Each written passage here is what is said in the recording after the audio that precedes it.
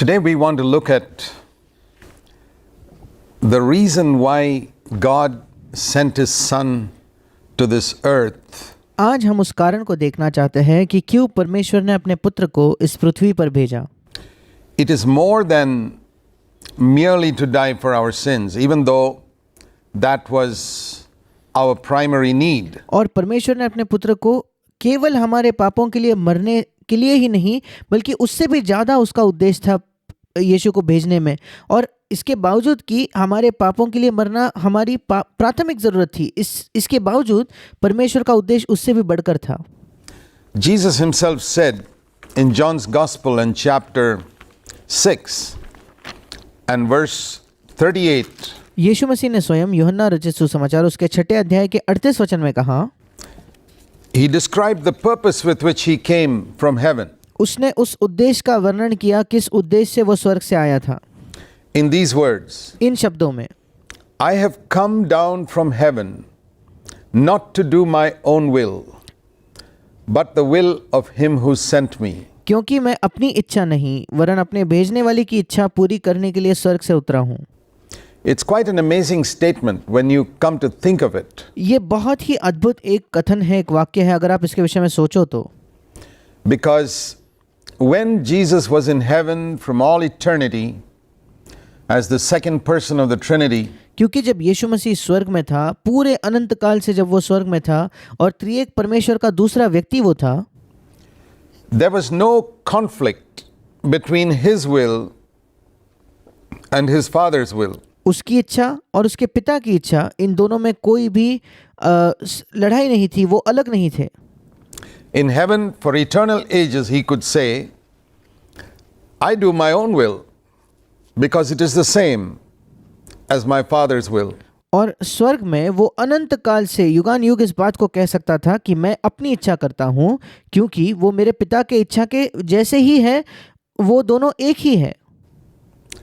But the moment he came to earth and became like us, पर जिस क्षण वो पृथ्वी पर आया और हम जैसा बन गया, and if he had to be like us, और अगर उसे हमारे जैसे बनना था तो then he had to have a free will. फिर आवश्यक था कि उसके पास एक स्वतंत्र इच्छा हो। All human beings have a free will. सब के सब जो मनुष्य है उनके पास एक स्वतंत्र इच्छा होती है। Our children have a free will. हमारे बच्चों के पास एक स्वतंत्र इच्छा है। They can disobey us if they want. अगर वे चाहे तो वे हमारे प्रति अनाज्ञाकारी हो सकते हैं।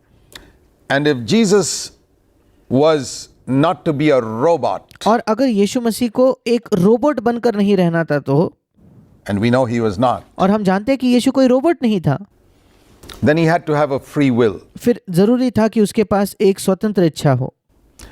And he says in connection with that, because of the freedom of choice he had as a human being, और वो इसी के संबंध में कहता है कि क्योंकि उसके पास मनुष्य होने के नाते चुनाव करने की आज़ादी थी, इसलिए we saw that earlier that Jesus was 100% God and 100% man. और हमने पहले भी देखा कि यीशु मसीह 100% परमेश्वर था और 100% मनुष्य भी था। And it is this 100% man aspect of his personality, he both in the same one person, he wasn't two people. और वो दोनों के दोनों एक ही व्यक्ति में था, परमेश्वर और मनुष्य, वो के दो अलग अलग व्यक्ति नहीं थे। It's this part which is not sufficiently understood or emphasized or even accepted. और ये जो उसके व्यक्तित्व का जो हिस्सा है कि वो 100% मनुष्य था, यही वो भाग है जो कई लोग समझते भी नहीं हैं, उसकी सराहना भी नहीं करते, और कई लोग तो इसे स्वीकार भी नहीं करते। By many born again Christians, कई नए जन पाए हुए मसीह इसे नहीं समझते या उसे स्वीकार नहीं करते। they think they degrade Jesus by emphasizing his humanity. और उन्हें लगता है कि यीशु मसीह की मानवता पर या यीशु मसीह के मनुष्य होने पर जोर देकर वे यीशु मसीह को मानो तुच्छ जान रहे हैं या कम समझ रहे हैं। Actually, they degrade him by not emphasizing his humanity. और वाकई में तो उसके मनुष्य होने पर जोर न देकर वे उसे कम समझते हैं। They think that if we say he was just like us, we make him sinful. No. और वो कहते हैं कि नहीं, अगर हम कहेंगे कि वो हमारे जैसा था तो हम उसे पापी बनाते हैं। नहीं, Man was not created sinful. मनुष्य को पापी नहीं बनाया गया था। and there was no sin in Jesus at all. और यीशु में कोई पाप नहीं था, But he was like us, पर वो हमारे जैसा था and therefore he had a will. और इसी वजह से उसकी एक इच्छा भी थी। And if he was to please his father as a man, और अगर उसे अपने पिता को एक मनुष्य होने के नाते प्रसन्न करना था तो he had to say no to his own will. फिर उसे अपने स्वयं की इच्छा को नहीं कहने की आवश्यकता थी। And that's what he says here. और यहाँ वो यही बात कहता है, I have come from heaven not to do my will, but the will of him who sent me. और वो कहता है कि मैं स्वर्ग से आया हूँ अपनी इच्छा नहीं वरन अपने भेजने वाले की इच्छा पूरी करने के लिए। This is a verse in his own words which proves his humanity. और ये एक शब्द है जो खुद यीशु मसीह के शब्दों में यीशु मसीह के मनुष्य होने को साबित करती है। And we should be proud and delighted by the fact that he became one like us. और हमें गर्व महसूस होना चाहिए और हमें खुशी होनी चाहिए इस सत्य को जानकर कि वो हम में हमारे ही जैसा, हमारे में से ही एक जैसा बना। Jesus once described his coming to earth and being a man, compared it with the ladder that Jacob saw ascending up to heaven. He said that in John 1:51, truly और एक बार यीशु ने अपने पृथ्वी पर आने के बारे में और वो मनुष्य है इसके बारे में तुलना की कि जो याकूब ने एक सीढ़ी दी थी जो स्वर्ग की ओर जाती है उससे उसने अपने आप की तुलना की। truly I say to you, और वो यूहन्ना 1:51 में कहता है, you shall see the heavens opened, he told Nathanael there, and the angels of God ascending and descending on the Son of Man. यूहन्ना 1:51 में यीशु मसीह नतनएल से कहता है कि मैं तुमसे सच सच कहता हूँ कि तुम स्वर्ग को खुला हुआ और परमेश्वर के स्वर्गदूतों को मनुष्य के पुत्र के ऊपर उतरते और ऊपर जाते देखोगे। He was referring to the dream that Jacob had way back in the Old Testament, और यीशु मसीह उस सपने के बारे में जिक्र कर रहा था जो याकूब का बहुत पहले पुराने नियम में उसे एक सपना आया था, where he saw when he was sleeping one night on his journey और उसके सफर में एक दिन जब वो सो रहा था तो याकूब ने देखा a ladder going from earth to heaven, और पृथ्वी से लेकर स्वर्ग तक जाने वाली एक सीढ़ी को उसने देखा। and Jesus here and the angels of God descending and ascending on that ladder. और परमेश्वर के स्वर्गदूत जो है उसी सीढ़ी पर ऊपर चढ़ते और नीचे चढ़ते उसने देखा। And Jesus applies this to himself. और यीशु मसीह इस बात को अपने आप पर लागू करता है। He is that ladder. वो स्वयं वो सीढ़ी है, He is the Son of Man वो मनुष्य का पुत्र है who connects heaven to earth. जो स्वर्ग को पृथ्वी से जोड़ता है। And the point is, if the last rung of that ladder did not touch the earth, it could not connect us to heaven. और यहाँ मुख्य बात यह है, अगर उस सीढ़ी का जो आखिरी कदम होता, आखिरी स्तर होता, अगर वो पृथ्वी से नहीं जुड़ता तो, पृथ्वी तक नहीं पहुँचता तो वो हमें स्वर्ग से नहीं हमारा संपर्क करा सकता। He did not come and stay a little bit above us. और यीशु आकर कोई हमसे थोड़े ऊपर ऊंचे स्थान पर नहीं रहा, He came all the way down. वो बिल्कुल नीचे आया। The ladder, bottom of the ladder touched the earth. और वो जो सीढ़ी का आखिरी भाग था वो इस पृथ्वी को छुआ He was like us, and therefore और वो हमारे ही तरह था और इसलिए he denied his own will, and that's what encourages us to believe that we can follow him too. और वो हमारे ही तरह था और इसलिए उसने अपनी इच्छा का इनकार किया, और यही हमें प्रोत्साहित करता है ये विश्वास करने के लिए कि हम भी उसका अनुसरण कर सकते हैं। So in the Father's will for Jesus on earth, और यीशु मसीह के लिए यीशु मसीह के लिए इस पृथ्वी पर जो पिता की इच्छा थी उसमें he was not only to be our substitute, our ना केवल यीशु मसीह हमारे लिए हमारी जगह, हमारे दंड के लिए हमारी जगह जाने वाला केवल नहीं था, Savior dying on the cross, ना ही वो हमारा उद्धारकर्ता केवल था जो क्रूस पर मरा, he was also to be our example. पर इन दोनों के साथ मिलकर वो हमारा एक उदाहरण भी था, हमारे लिए एक उदाहरण बनने के लिए भी आया। As we considered in our last study, और जैसा हमने अपने पिछले अध्ययन में देखा, we are called not only to believe in him for our salvation and for the हमारी बुलाहट केवल ये नहीं है कि हम यीशु पर विश्वास करें अपने उद्धार के लिए forgiveness of our sins, या हमारे केवल पापों की क्षमा के लिए, but also to follow him पर उसी के साथ हमारी बुलाहट है कि हम उसका पीछा करें, उसका अनुसरण करें। That's what he asked us to do constantly. और यही बात वो हमसे निरंतर करने को कहता है। There is a very lovely verse in Philippians chapter 2. Most Christians are familiar with this verse. और एक बहुत ही सुंदर वचन फिलिपियों की पत्री उसके दूसरे अध्याय में है और कई मसीही इस वचन को अच्छे से जानते हैं। It says in verse 5, फिलिपियों की पत्री दूसरा अध्याय 5वां वचन कहता है, Philippians 2:5, have फिलिपियो 2:5, this attitude in yourself, which was in Christ Jesus, or let this mind be in you, which was in Christ Jesus. जैसा मसीह यीशु का स्वभाव था वैसा ही तुम्हारा भी स्वभाव हो, या जैसा मसीह यीशु का रवैया या उसका मन था वही मन तुम्हारे अंदर भी होना चाहिए। Who, although he existed in the form of God, did not regard equality with God as something to be grasped, but emptied himself. और छठा वचन कहता है, जिसने परमेश्वर के स्वरूप में होकर भी परमेश्वर के तुल्य होने को अपने वश में रखने की वस्तु न समझा, Taking the form of a bondservant and being made in the likeness of men. वरन सातवां वचन, वरन अपने आप को ऐसा शून्य कर दिया और दास का स्वरूप धारण किया और मनुष्य की समानता में हो गया। So we see here very clearly that he emptied himself of those rights and resources he had as God. और हम यहाँ देखते हैं बिल्कुल साफ तौर पर कि परमेश्वर होने के नाते जो उसके अधिकार थे, जो उसके संसाधन थे, उन सब से उसने अपने आप को खाली किया Came to earth, और वो इस पृथ्वी पर आया। though in his person he continued to be God. और इसके बावजूद कि वो जब अपने व्यक्तित्व में वो तब भी परमेश्वर था, And because he was a man like us on this earth, क्योंकि वो इस पृथ्वी पर हमारे ही तरह एक मनुष्य था, इसलिए the word of God challenges us to have the same mind that he had. और परमेश्वर का वचन हमें ये चुनौती देता है कि हम में वही मन हो जो उसका था, To have the same attitude towards people, circumstances, material things, towards trial, temptation, towards everything. और परमेश्वर का वचन हमें चुनौती देता है कि हमारा वही रवैया हो लोगों के प्रति, परिस्थितियों के प्रति, भौतिक वस्तुओं के प्रति, या अगर परीक्षाओं की बात हो, प्रलोभनों की बात हो, हर चीज़ के प्रति वही रवैया हमारा हो। The secret of true Christianity is in this verse. और सच्ची मसीहत का रहस्य इस वचन में पाया जाता है। If you want to be a disciple of Jesus, अगर आप यीशु के एक शिष्य बनना चाहते हो तो this is what you need to do. आपको यही करना होगा। Allow your mind to be transformed into likeness to the mind of Christ. आपके मन को अनुमति दीजिए कि वो रूपांतरित हो जाए, बदल जाए और मसीह के मन के स्वरूप में वो बन जाए। Now this was not possible in Old Testament times. अब पुराने नियम के समय में ये संभव नहीं था।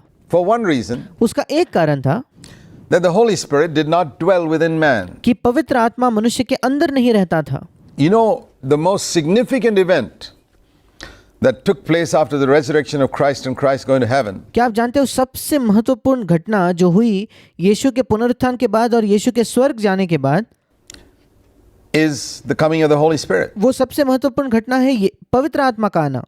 It's as important as the coming of Jesus Christ to earth. ये उतना ही महत्वपूर्ण है जितना यीशु मसीह का इस पृथ्वी पे आना महत्वपूर्ण है। A lot of Christians appreciate the fact that Christ came to earth, कई ऐसे मसीह हैं जो इस सत्य को समझ गए या उसकी सराहना करते कि मसीह इस पृथ्वी पर आया, but they haven't sufficiently understood the implications and the blessing of the third person of the Trinity, the Holy Spirit. पर वे पर्याप्त मात्रा में इस बात को नहीं समझे कि पवित्र आत्मा आने के वजह से क्या क्या होता है, और उस त्रिएक परमेश्वर के तीसरे व्यक्ति की आशीष जो है, पवित्र आत्मा हमारे पास आता है, उसकी आशीष को वे नहीं समझे हैं। Coming to earth as well. और वो पृथ्वी पर भी आया, उसे भी उस बात को वो नहीं समझते। Why did he come to earth? क्यों पवित्र आत्मा इस पृथ्वी पर आया? He occasionally visited people in the Old Testament, but पुराने नियम में कभी कभार वो लोगों से मिलता था, now he came to indwell people, पर अब पवित्र आत्मा आया है लोगों के अंदर रहने के लिए, to come within, to कि make वो अंदर आए, this body his temple. कि वो इस शरीर को अपना मंदिर बनाए। This is the true temple of God now. आज यही सच्चा परमेश्वर का मंदिर है। When I received Christ into my life and opened my being to his Holy Spirit, जब मैं मसीह को अपने जीवन में स्वीकार करता हूँ और अपने अस्तित्व को उसके पवित्र आत्मा के लिए खोल देता हूँ, तो He makes my body the house of God. वो मेरे शरीर को परमेश्वर का घर बनाता है।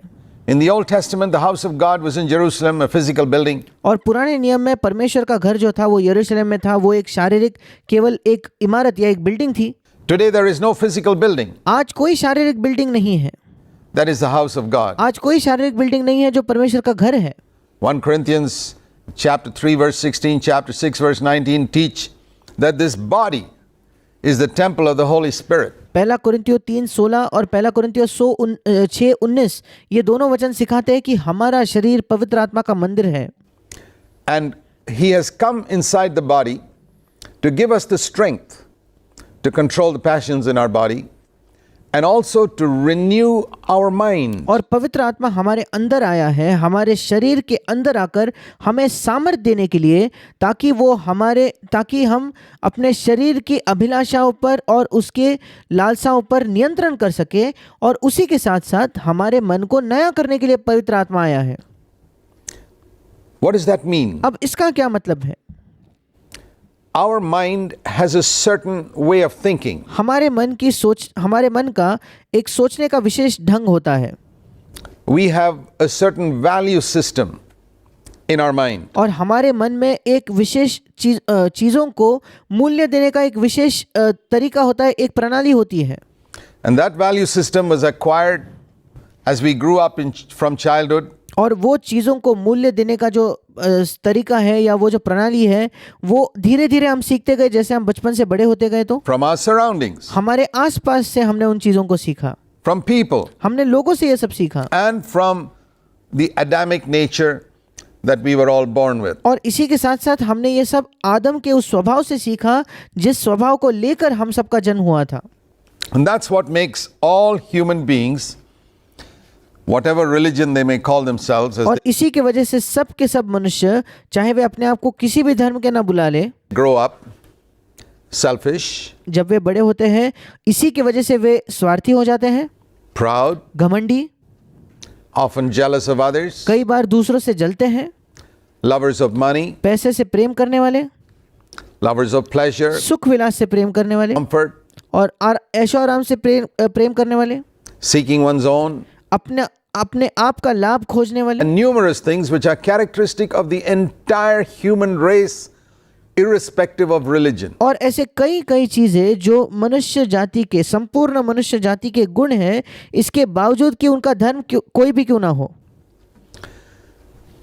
The purpose of God is that when Christ comes into our life परमेश्वर का उद्देश्य ये है कि जब मसीह हमारे जीवन में आएगा and we open our beings to be filled with the Holy Spirit, और हम हमारे अस्तित्व को, हमारे व्यक्तित्व को खोलते हैं कि हम पवित्र आत्मा से भर जाए, तो not just to receive the forgiveness that Christ offers us on the cross, but ना केवल उस क्षमा को प्राप्त करना जो मसीह हमारे लिए उस क्रूस पर हमें देता है, beyond that, when we open our beings to allow the Holy Spirit to control us, पर इससे भी बढ़कर जब हम अपने अस्तित्व को, अपने व्यक्तित्व को खोल देते हैं पवित्र आत्मा के लिए कि वो हमें नियंत्रित करे, तो what will happen is He will change our way of thinking. फिर क्या होगा? वो हमारे सोचने के ढंग को, सोचने के तरीके को बदल देगा।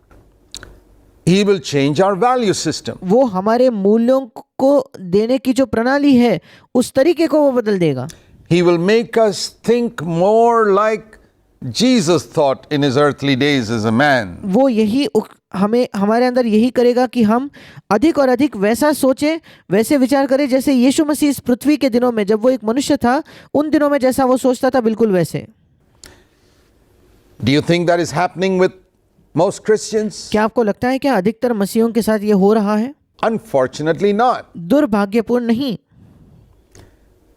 How many Christians do you find who are serious about looking at things the way Jesus looked at them? आपको ऐसे कितने मसीही मिलते हैं जो बिल्कुल गंभीर है इस बात के विषय में कि वो चीज़ों को वैसा ही देखना चाहते जैसे यीशु उन चीज़ों को देखता था? Who are seeking with all their heart, even if they don't attain it, और ऐसे लोग जो अपने संपूर्ण हृदय से किसी चीज़ को खोज रहे हैं, यद्यपि उन्हें वो चीज़ अब तक नहीं मिली होगी, फिर भी at least seeking with all their heart to climb this mountain. और कम से कम वे पूर्ण हृदय से कोशिश कर रहे हैं इस पर्वत पर चढ़ने के लिए, With the power of the Holy Spirit, to look at people and things and circumstances, etc. और ये वो पवित्र आत्मा के सामर्थ्य के द्वारा करते हैं, और लोगों को देखना, चीज़ों को देखना, परिस्थितियों को देखना, इन सब चीज़ों को देखना The way Jesus looked at them. बिल्कुल जैसे यीशु इन चीज़ों को देखता था। That is the meaning of this commandment. This is और इस आज्ञा का यही मतलब है, a suggestion ये कोई सुझाव नहीं है। inspired by the Holy Spirit. Paul says in Philippians 2 verse 5, पवित्र आत्मा की प्रेरणा से पौलुस फिलिपियों 2:5 में इस बात को कहता है, you must have the mind of Christ. You must have the same attitude that Jesus had. तुम्हारे अंदर यीशु का, मसीह का मन होना चाहिए, तुम्हारे पास वही रवैया तुम्हारा होना चाहिए जो यीशु मसीह का था। That means we are to look at people the way Jesus looked at people. We must इसका मतलब हमें लोगों को बिल्कुल वैसा देखना है जैसे यीशु मसीह लोगों को देखता था। look at women the way Jesus looked at women, with हमें स्त्रियों को उसी तरीके से देखना है जैसे यीशु मसीह स्त्रियों को देखता था, purity. पूर्ण शुद्धता के साथ। We must look at material things the way Jesus looked at them, not हमें भौतिक चीजों को वैसा ही देखना है जैसे यीशु उन चीजों को देखता था, in a covetous, greedy way. ना कि एक दूसरे के चीज के लिए एक लालसा रखते हुए या उसे हड़पने की या एक लालच रख के नहीं, Seeking to grab as much as possible for ourselves, और जितना संभव हो अपने आप के लिए उस चीज को बटोरने के लिए या उसे छीनने की कोशिश करना, but being content with what God has given us. And when पर इन सब को छोड़कर उसमें संतुष्ट होना जो परमेश्वर ने हमें दिया है, we have more than enough for ourselves, to use it to bless other people who are needy. और जब हमारे पास अपने ज़रूरत से ज़्यादा हमारे पास है तो फिर हम उस पैसे का इस्तेमाल करें दूसरों को आशीष करने के लिए जो ज़रूरतमंद है। That's how Jesus was. यीशु मसीह बिल्कुल ऐसा ही था। Jesus didn't grab all the money that people gave him and keep it all for himself. No. और यीशु मसीह ने वो सारा पैसा छीन के जो लोग उसे देते थे उस सबको छीन कर अपने आप के लिए नहीं रखा, बिल्कुल नहीं। He would give to the poor. You read that in John 13 verse 29. He himself was so poor that he had no place to lay his head. वो इस पैसे को गरीबों को दे देता था, और हम आप इसे पढ़ते हो यूहन्ना उसके 13 अध्याय 29 वचन में, और यीशु खुद इतना गरीब था कि उसके पास सिर रखने की तक जगह नहीं थी। But whatever people gave him, he gave to the poor as well. पर जो कुछ लोग उसे देते वो गरीबों को दे देता, Those around who were needy. And at the same time, we read in the same verse, John 13:29, he bought what was needed. There's nothing wrong in और उसी के साथ साथ हम पढ़ते हैं यूहन्ना 13:29 में हम इस बात को भी पढ़ते हैं उसी समय कि यीशु उस पैसे का इस्तेमाल ये भी करता था कि जिस चीज़ की आवश्यकता होती थी वो उसे खरीद लेता था। using our money to buy what we need.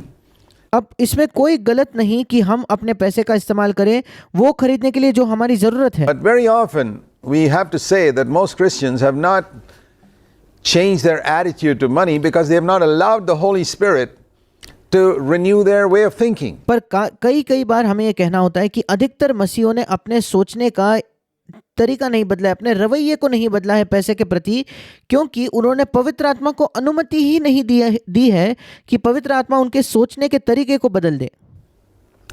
Transformation into the likeness of Christ is God's goal for us. और मसीह के स्वरूप में बदल जाना या रूपांतरित होना ये परमेश्वर का हमारे लिए एक उद्देश्य या मकसद है। In Romans chapter 8 and verse 29, और रोमियो की पत्री 8वां अध्याय और उसका 29 वचन, we read a word called predestined. और हम परमेश्वर के बारे में माफ कीजिएगा, हम एक शब्द पढ़ते हैं पहले से ठहराया जाना। The subject of predestination has been discussed by so many Bible scholars. और पहले से ठहराया जाना ये जो विषय है इसे कई बाइबल के जो विद्वान हैं उन्होंने इस पर चर्चा की है, And they have different interpretations, and there are और अलग अलग लोग इसका अलग अलग मतलब निकालते हैं। people who talk about some human beings being predestined to go to hell and some human beings being predestined to go to heaven. और कुछ लोग ऐसे भी बात करते हैं कि कुछ मनुष्यों को पहले से ठहराया है कि वे नरक जाए और कुछ मनुष्यों को ऐसे ठहराया है पहले से कि वे स्वर्ग जाए। I don't know where they get all these ideas from, certainly not from the Bible, because मैं नहीं जानता कि उन्हें ये सारे विचार कहाँ से मिलते हैं। निश्चित तौर पर बाइबल से तो ये सब नहीं मिलता। there's not a single verse in the Bible that says anybody was predestined to go to heaven or hell. क्योंकि पूरे बाइबल में ऐसा एक भी वचन नहीं है जहाँ लिखा है कि किसी व्यक्ति को पहले से ठहरा दिया था परमेश्वर ने कि वो स्वर्ग में या नरक में जाए. But predestination in the Bible is not connected with heaven or hell. That is not the destination God has predetermined for us. और ये शब्द जो है पहले से ठहराया जाना है, इंग्लिश में प्री डेस्टिनेशन, बाइबल में जब भी आता है ये स्वर्ग से या नर्क से नहीं जुड़ा हुआ, क्योंकि वो स्वर्ग या नर्क ये कोई मंजिल नहीं है जो परमेश्वर ने हमारे लिए पहले से ठहराई है. You see, predestination means beforehand the destination being determined. और पहले से ठहराने का मतलब है पहले से ही जो मंजिल है वो तय हो जाती है.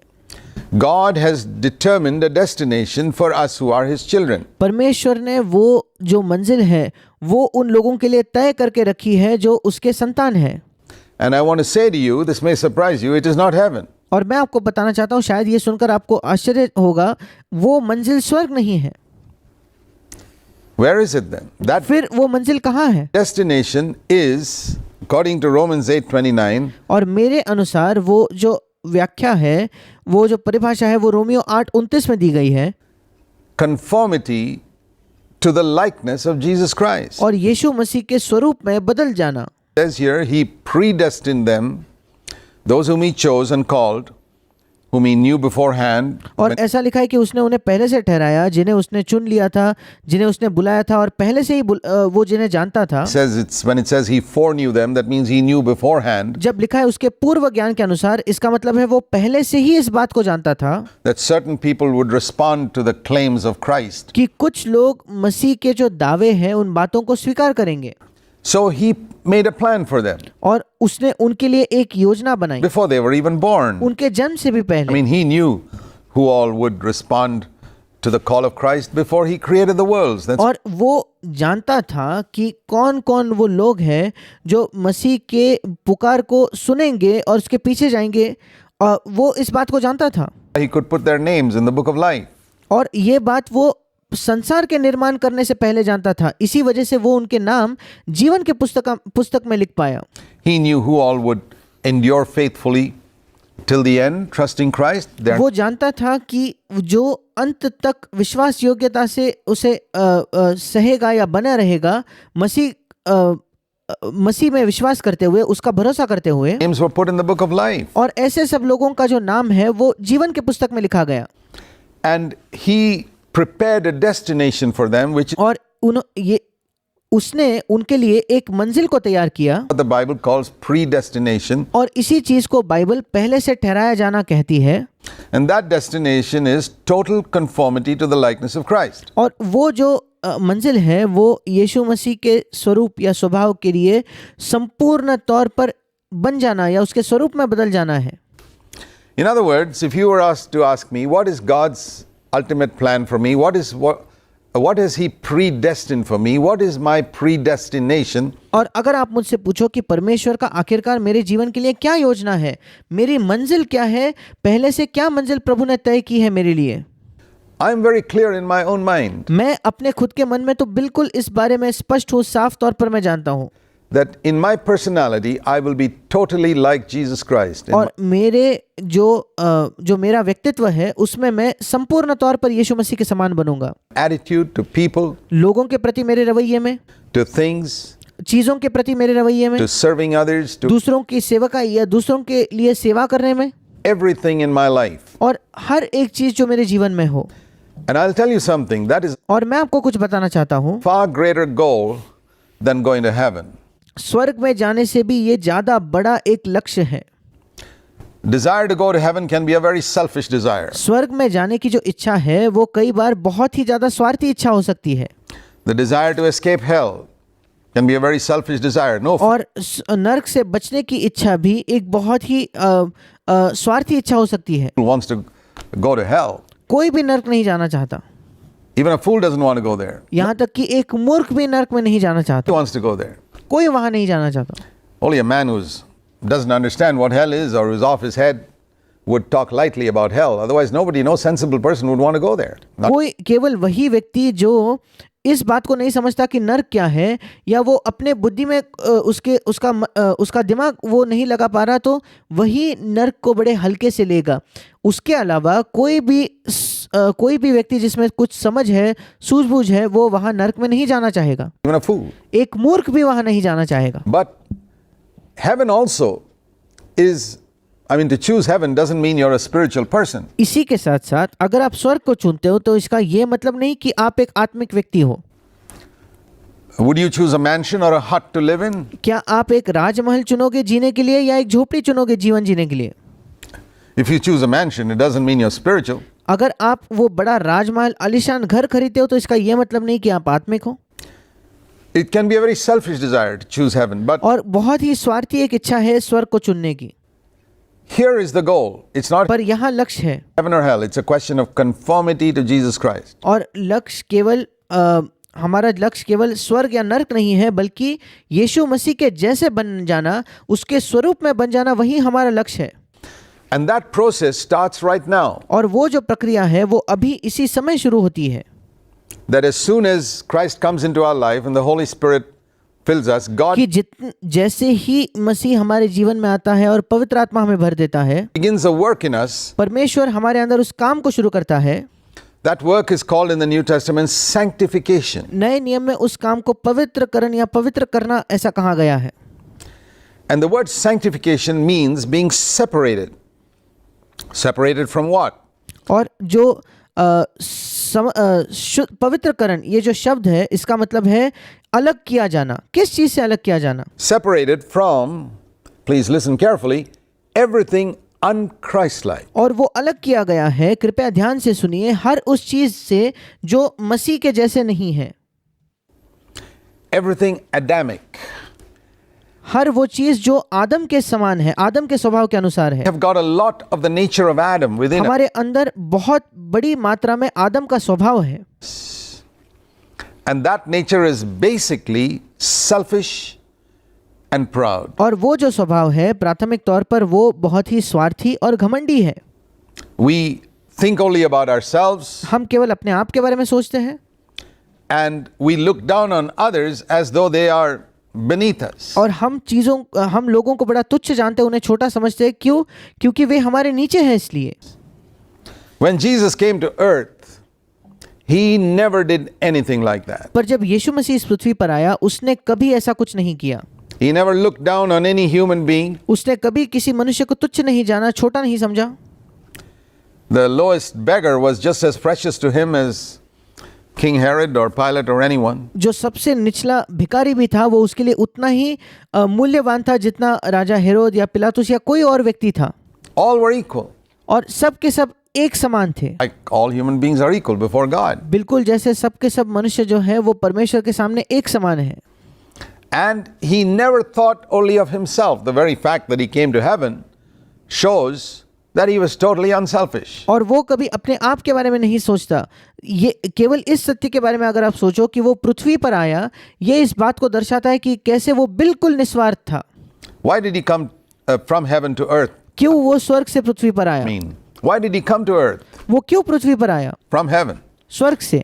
It was not to get anything for himself. वो इसलिए नहीं कि हमसे कुछ प्राप्त करना चाहता था, इसलिए नहीं। We do Christian service or social service to get some satisfaction for ourselves. और संभव है कि हम मसीह सेवकाई करते हैं या सामाजिक सेवा करते हैं ताकि हम अपने आप में कुछ थोड़ा संतुष्ट महसूस कर सके, That we are doing something for God. कि हमारे अंदर ये भावना आ जाए कि चलो मैंने परमेश्वर के लिए कुछ किया है। Jesus didn't come to earth to get some satisfaction that he was doing something for his Father. और यीशु मसीह इस पृथ्वी पे इसलिए नहीं आया कि उसे ये संतुष्टि मिले कि चलो मैं अपने पिता के लिए कुछ कर रहा हूँ। He came with the purely unselfish, loving motive of bringing us to where he is. और वो केवल इस शुद्ध और निस्वार्थ और प्रेमी मकसद के साथ आया, उद्देश्य के साथ आया कि वो हमें वहाँ ले आए जहाँ वो है। Taking us out of the pit that we are in जिस गड्ढे के अंदर हम हैं उससे हमें निकालना and bringing us to where he is. और वहाँ ले जाना जहाँ वो खुद है, Enjoy everything he enjoyed. ताकि हम हर उस चीज का आनंद ले सके जिसका आनंद उसने लिया। His desire was that we should enjoy what he has. उसकी इच्छा ये थी कि हम उन चीज़ों का आनंद उठाएं जो उसके पास है। That is total unselfishness. A ये है पूर्ण निस्वार्थपना। mother is like that. एक अच्छी माता पिता ऐसे होते हैं। Good mother, a good father too, will want their children to enjoy what they're enjoying. एक अच्छे माता और अच्छे पिता ये वही चाहेंगे कि उनके बच्चे उन चीज़ों का आनंद उठाए जिन चीज़ों का आनंद वे खुद उठा रहे हैं, And to enjoy even more. और ये चाहेंगे कि वो तो और भी ज़्यादा आनंद उठाए। The most unselfish manifestation of love that we see on the face of this earth is the mother's love for her little child. और सबसे ज़्यादा निस्वार्थ प्रेम का एक उदाहरण अगर हम इस पृथ्वी पर देखते हैं तो वो एक माँ का प्रेम अपने छोटे बच्चे के लिए उसमें हम देखते हैं। She is willing to sacrifice so much so that her child may be comfortable. वो इतना कुछ त्यागने के लिए तैयार है ताकि उसका बच्चा जो है वो आरामदायक रह सके। This is the purest form of love you can see on this earth. ये सबसे शुद्ध एक प्रेम का जरिया है जो आप इस पृथ्वी पर देख सकते हो। And God's love, multiply that by 1,000,000 and you understand God's love. और इस माँ के प्रेम को अगर आप करोड़ों से गुना करो तब आपको परमेश्वर का प्रेम मिलेगा। It's totally unselfish. And वो पूर्ण तौर पर निस्वार्थ है। Christ came to earth to change us. और मसीह इस पृथ्वी पर आया हमें बदलने के लिए। We cannot change ourselves. हम अपने आप को नहीं बदल सकते, It is impossible. ये असंभव है। No matter how much we try, we may on the surface appear to be or pretend to be kind. चाहे हम कितनी भी कोशिश क्यों ना कर ले, शायद हम बाहरी तौर पर सतही तौर पर दिखाई पड़ेंगे या पाखंड करेंगे भला होने का, Unselfish. निस्वार्थ होने का, Because we get honor for that. क्योंकि हम ये करने के द्वारा हमें थोड़ा आदर मिलेगा। We can get a bad name if we act proud or unselfish. So we can अगर हम घमंडी हो या स्वार्थी हो तो हमें एक बुरा नाम मिलेगा। act unselfishly, act humbly, and get a reputation for ourselves. और इसलिए हम निस्वार्थ होने का नाटक करते हैं, नम्र होने का नाटक करते हैं और अपने आप के लिए एक अच्छा नाम हासिल कर लेते हैं। But that's not Christianity. पर यह मसीहत नहीं है। Christianity is where our inner life is changed, where we are the same within. मसीहत वो है जहां हमारा अंदरूनी जीवन बदल जाता है, जो हम बाहर है वही हम अंदर होते हैं। When Jesus said, I am the way, the truth, and the life, जब यीशु ने कहा मैं मार्ग, सत्य और जीवन हूँ, what did he mean by the word truth? The opposite of truth is lie. उसका सत्य से क्या मतलब था? सत्य का विपरीत होता है झूठ। What he meant was, there is no lie in me. उसका कहने का ये तात्पर्य था कि मेरे अंदर कोई झूठ नहीं है, I'm not pretending. मैं कोई दिखावा नहीं कर रहा, I'm not acting out something on the outside which I'm not inside. मैं बाहरी तौर पर कोई दिखावा नहीं कर रहा कुछ होने का जो मैं अंदर नहीं हूँ। Truth means reality. सत्य का मतलब है वास्तविकता। I'm real. मैं सच्चा हूँ, वास्तविक हूँ। Christians must be real. मसीहों को वास्तविक होना होगा। You must appear to be on the outside what you are genuinely inside. आपको बाहर वैसा ही दिखाई देना चाहिए जो आप वास्तविकता में अंदर से हो। Now, in the beginning, that's not true. अब शुरुआत में ये सच नहीं होता। We are all hypocrites, actors, pretenders. हम सब पाखंडी होते हैं, कपटी होते हैं, दिखावा करने वाले, नाटक करने वाले होते हैं। Adamic nature that we have inherited from childhood has taught us to pretend, to act, to do what other people will accept. हमारे अंदर जो आदम का स्वभाव है, उसने जो हमने विरासत में पाया है, उसने हमें बचपन से यही सिखाया है कि हम नाटक करें, दिखावा करें, वो करें जिससे लोग हमें जो लोग स्वीकार करते हैं। Christ came to change us on the inside. मसीह आया हमें अंदर बदलने के लिए। And when we see that that is the destination that God himself has planned for us, और जब हम देखते हैं कि ये वो मंजिल है जो स्वयं परमेश्वर ने हमारे लिए योजना बनाई है, we can be pretty sure that he will do everything to take us to that destination. हम बिल्कुल निश्चित हो सकते हैं कि वो हर वो चीज़ करेगा हमें उस मंजिल तक ले जाने के लिए। We read in Romans 8 and verse 28, the verse immediately preceding verse 29. और हम रोमियो 8:28 में देखते हैं, वो जो वचन रोमियो 8:29 से बिल्कुल पहले आने वाला वचन है, That God makes everything around us to work together for our good. कि परमेश्वर हमारे आसपास के हर एक बात को मिलकर हमारे लिए भलाई को उत्पन्न करता है। And what is that good? और वो भलाई क्या है? In the next verse, to make us like Christ. वो भलाई अगले वचन में उसका जिक्र है, हमें मसीह जैसे बनाना। So God has a goal in his dealings with us. और हमारे साथ जो प्रभु बर्ताव करता है उसमें परमेश्वर का एक लक्ष्य है, And that goal is to conform us to the likeness of Christ completely, and all the और वो लक्ष्य ये है कि हमें संपूर्ण तौर पर मसीह के स्वरूप में बदल देना। events and circumstances and things that happen around us are planned by God to bring us to that goal. और सारे जो घटनाएं हैं, जो परिस्थितियां हैं और जो चीज़ें हमारे आसपास होती है, ये सब परमेश्वर की योजना से होती है ताकि हमें उस लक्ष्य की ओर लाया जाए Where we become like Christ. जहां मसीह जैसे बन जाएंगे। So God's very serious about this. He's और परमेश्वर इस बारे में बहुत गंभीर है। determined to bring us there उसने निश्चय किया है कि वो हमें वहां ले आए at any cost. किसी भी कीमत पर। And if we also cooperate with him, we'll get there pretty quickly. अगर हम भी उसका सहयोग दे तो हम बहुत तेजी से वहां पहुंचेंगे। But if we don't cooperate with him and he has to drag us, he's certainly not going to drag us. पर अगर हम उसका सहयोग ना दे तो वो निश्चित तौर पर हमें खींच कर वहां नहीं ले जाएगा, Because God respects a man's free will. क्योंकि परमेश्वर एक मनुष्य के स्वतंत्र इच्छा का आदर करता है। And the clearest proof of that is that if a person wants to go to hell, God Almighty doesn't stop him. और इसका सबसे साफ सबूत ये है, अगर एक व्यक्ति नरक में जाना चाहे तो सर्वशक्तिमान परमेश्वर उसे नहीं रोकता।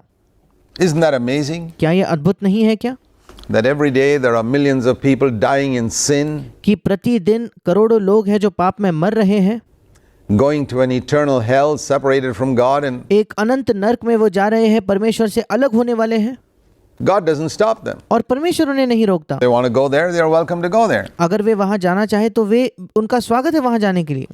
Why is that? ऐसा Even क्यों? though God knows that's so terrible for them, इसके बावजूद कि परमेश्वर जानता है कि ये उनके लिए बहुत ही ज्यादा बुरा है, if they choose to go there, He will not interfere. He will अगर वे स्वयं चुनाव करते हैं वहां जाने का तो परमेश्वर बीच में दखल अंदाजी नहीं करेगा। not force man to come into His presence. He won't वो मनुष्य पर जोर जबरदस्ती नहीं करेगा कि वो उसके उपस्थिति में आए। catch a man by the neck and say, You got to come to heaven. वो किसी व्यक्ति की गर्दन पकड़कर नहीं कहेगा चलो तुम्हें स्वर्ग में आना है। He gives us freedom of choice. वो हमें चुनाव करने की सामर्थ्य देता, स्वतंत्रता देता है। Even after we have received Christ as our Savior और मसीह को हमारे उद्धारकर्ता के तौर पर स्वीकार करने के बाद भी and the Holy Spirit has come in, और पवित्र आत्मा हमारे अंदर आने के बाद भी, still respects our freedom of choice. उसके बाद भी हमारी जो चुनाव की जो स्वतंत्रता है उसका वो आदर करता है। He tells us, if you want to reach this destination of becoming like Christ, you're welcome. वो हमसे कहता है कि अगर तुम इस मंजिल पर पहुंचना चाहते हो जहां मसीह जैसे बनना, आपका स्वागत है। But if you don't want to reach there, I'm not going to force you. पर अगर तुम वहां नहीं पहुंचना चाहते तो मैं तुम पर जोर जबरदस्ती नहीं करने वाला। And that's the reason why millions of born again believers do not seem to grow spiritually into the likeness of Christ. और यही कारण है कि करोड़ों नए जन पाए हुए विश्वासी वो आत्मिक तौर पर मसीह के स्वरूप में बदलते नहीं है, उनकी वृद्धि नहीं हो रही। Even 20-30 years after they are born again, they are selfish, they are proud, they are jealous, they are angry, they are bitter. उनके नए जन्म पाने के 20-30 वर्षों के बाद भी वे अब भी स्वार्थी है, घमंडी है, जलन रखते हैं, गुस्सा होते हैं, कड़वाहट रखते हैं। There's hardly any difference between these so-called born again Christians and those who are atheists. शायद ही कुछ अंतर है इन तथाकथित मसीहों में और उन नास्तिकों में। Those atheists behave much better. कभी-कभी तो वो जो नास्तिक है वो ज्यादा बेहतर बर्ताव करते हैं। What is the reason? इसका क्या कारण है? One reason could be these people have probably not genuinely been born again. एक कारण तो ये हो सकता है कि शायद से इन लोगों का वास्तविक नया जन्म नहीं हुआ है। They probably have just gone through a formula taught them by some preacher to say these magic words. शायद उन्होंने कोई फॉर्मूला की तरह इस्तेमाल किया है इन शब्दों को, कोई प्रचारक ने उनसे कहा कि देखो इन जादुई शब्दों का प्रयोग करो। Lord Jesus, come into my heart like some type of mantra वो सोचते कि प्रभु यीशु मेरे हृदय में आ जाओ, ये किसी प्रकार का मंत्र है मानो, which they thought would change them. There और was उन्हें लगा कि इससे उनका जीवन बदल जाएगा। no sincerity in their heart. There was no उनके हृदय में कोई ईमानदारी नहीं थी, repentance. There was कोई मन फिराव नहीं था, no turning from sin. पाप से कोई पीछे मुड़ना नहीं था। There was no recognition of what Christ had done for them, the price he had paid for them. और उनके पास उन्होंने इस बात को नहीं पहचाना कि मसीह ने उनके लिए क्या किया है और कैसी कीमत उसने उनके लिए चुकाई है। And so they respond in a selfish way because they want to go to heaven. और इसलिए वो बड़े स्वार्थी तरीके से एक प्रतिक्रिया देते हैं क्योंकि वे स्वर्ग जाना चाहते हैं। They are threatened that they'll go to hell if you don't believe, and so they believe. और उन्हें ये धमकी दी जाती है कि अगर वे विश्वास न करें तो वे नरक जाएंगे और इसलिए वे विश्वास करते हैं। That's one category of persons, and the ये एक श्रेणी है लोगों की। other is those who may have been genuinely born again but have not understood that God has made provision for them to have their whole mind controlled by the Holy Spirit so that they can be transformed into the likeness of Christ. और दूसरी श्रेणी उन लोगों की है जिनका शायद वास्तविक नया जन्म भी हुआ है, पर जो इस बात को नहीं समझे हैं कि परमेश्वर ने उनके लिए एक प्रावधान बनाया है कि उनका पूरा मन पवित्र आत्मा के द्वारा नियंत्रित हो ताकि वे मसीह के स्वरूप में बदल जाए, रूपांतरित हो जाए। The power of the Holy Spirit is like electricity. पवित्र आत्मा की सामर्थ बिजली के समान है। We're like bulbs. हम दियों के या बल्ब्स के समान हैं। It's only when the electricity flows into the bulb that the light burns. जब भी वो जो बिजली है वो इस बल्ब में बहती है, केवल तभी ज्योति जलती है। Otherwise, it has the capacity to burn, अगर नहीं तो उसके अंदर ये क्षमता है जलने की, but it doesn't burn. पर वो जलता नहीं। God's desire is that we open our being. He's not telling us to burn on our own. परमेश्वर की इच्छा ये है कि वो हम अपने अस्तित्व को उसके लिए खोल दे। वो हमसे ये नहीं कह रहा कि हमें अपने आप से जलना है। No, He नहीं। knows we can't do it. नहीं, वो जानता है कि हम वो नहीं कर सकते। He's telling us to open our beings to His power, the power of His Holy Spirit. The वो Christian हमसे कहता है कि हम अपने आप को, अपने अस्तित्व को खोल दे उसके सामर्थ्य के प्रति, पवित्र आत्मा के सामर्थ्य के प्रति। life is really very simple. वाकई में तो मसीह जीवन बड़ा आसान है It's actually very exciting और वो वास्तविकता में बहुत उत्साही है, because He doesn't expect us to do anything on our own. क्योंकि वो ऐसी कोई अपेक्षा नहीं करता कि हम किसी चीज को अपने आप से करें। Open your being, God says, to the power परमेश्वर कहता है कि अपने आप को खोल दो of my Holy Spirit, and I will change you. The और मेरे पवित्र आत्मा के सामर्थ्य से मैं तुम्हें बदल दूंगा। responsibility to change us is God's. हमें बदलने की जिम्मेदारी परमेश्वर की है। The destination determined is by Him. वो जो मंजिल तय की गई है वो भी उसके द्वारा है And He works things in our circumstances, और वो हमारे परिस्थितियों में चीजों का काम करता है and He works inside us और वो हमारे अंदर काम करता है to make us like Christ. हमें मसीह जैसा बनाने के लिए। So when you have a command saying, have this attitude which is in Christ, और इसलिए जब आपके पास ये आज्ञा है जो कहती है कि आपके अंदर ये रवैया हो या ये स्वभाव हो जो मसीह के अंदर है, He is the one who is willing to produce that in us और वो ही है जो हमारे अंदर उसे उत्पन्न करने के लिए तैयार है, इच्छुक है, if we are willing to change. Is अगर हमारी चाहत है बदलने की। तो that a wonderful message? क्या ये एक अद्भुत संदेश नहीं है क्या? It takes the responsibility of us completely to be transformed. और हमारे रूपांतरण की या हमारे बदलाव की जिम्मेदारी वो हमसे पूर्ण तौर पर मानो निकल जाती है। All we need to do is to be willing. हमें केवल यही करना है कि हमें इच्छा रखनी है, तैयार होना है। Are you willing? क्या आप इच्छा रखते हो क्या? It's all God wants from you. परमेश्वर केवल आपसे यही चाहता है। Tell Him that. आप परमेश्वर को ये बताइए। God bless you. परमेश्वर आपको आशीष दे।